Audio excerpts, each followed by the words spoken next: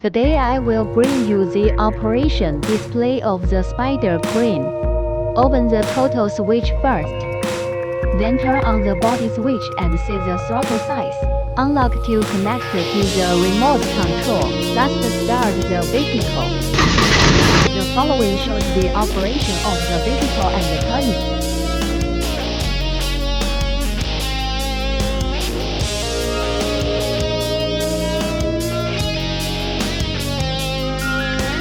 Pull on the fixed gear first and then open all the legs in turn. Insert fixed seals again. Hydraulic leg telescopic display.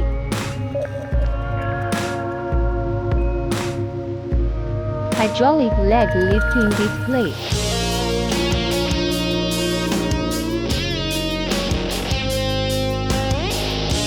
The big arm rises below.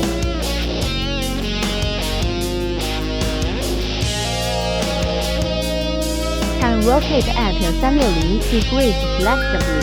Hook lifting display. You can install a hanging basket, etc.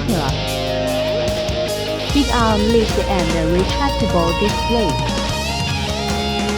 Thank you for watching.